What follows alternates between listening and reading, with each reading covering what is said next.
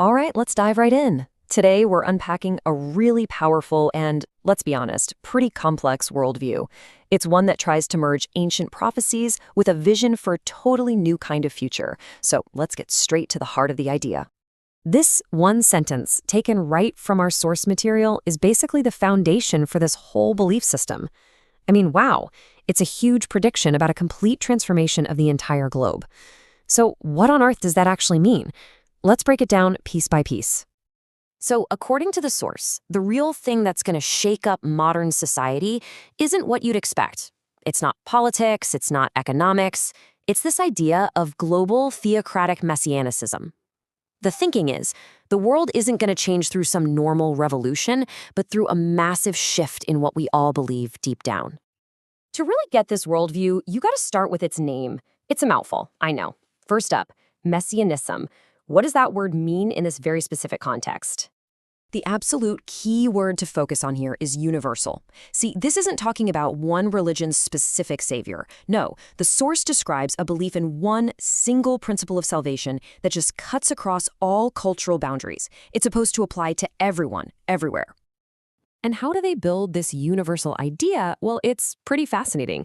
They essentially fuse two massive traditions together. This ideology says that the Western Messiah and the Eastern figure, Maitreya, the future Buddha, are actually one and the same. It's a truly global savior figure, all unified under this framework called Chuangshi Dafa. And we'll get back to that name in a bit. Okay, so we've got the Messiah part down. Now, let's look at that second key concept, the theocratic order. This is all about the new world system that's supposed to replace ours. It's a vision for a society run by a totally different set of rules. And this is really the heart of the conflict they're describing. It's a total showdown. On one side, you have what this belief system calls the old universe, which is, our world, a world built on human rules, on reason, on science. But on the other side is this new order, a future that's all about theocratic rule, faith, and divine authority. We're talking a complete 180-degree flip of modern values. So you have to be asking, how do you get from A to B? How does the world leap from the old universe to the new order? Well, the source material describes a very specific way this is supposed to happen. It's not a slow, gradual thing.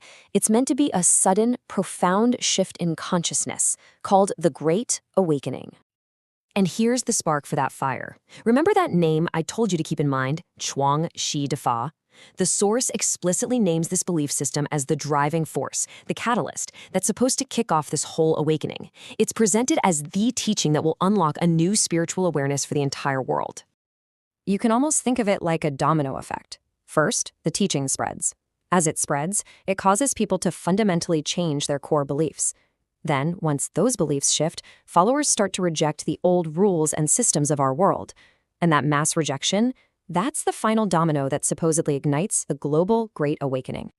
Okay, so we've covered the universal savior, the New World Order, and how this great change is supposed to happen.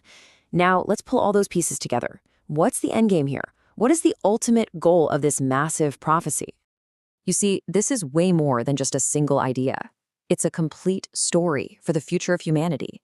The goal is to revolutionize everything, our beliefs, our values, our entire civilization. It's this epic narrative of a definitive end and a glorious rebirth, promising a mystical, utopian world for those who get on board. This last quote from the source really just nails it, doesn't it? When you strip away all the complex terms and prophecies, this is what it all boils down to. It's a powerful, all-encompassing promise, a perfect, divinely ordered future that will replace the flawed world we live in today. And that really brings us to our final thought. We've just walked through a massive, comprehensive vision for a whole new reality. So the question this kind of leaves us with is this: what does the very existence of such a powerful, all-encompassing story tell us about our world right now? Maybe it points to a collective desire for change, for meaning, for something transcendent.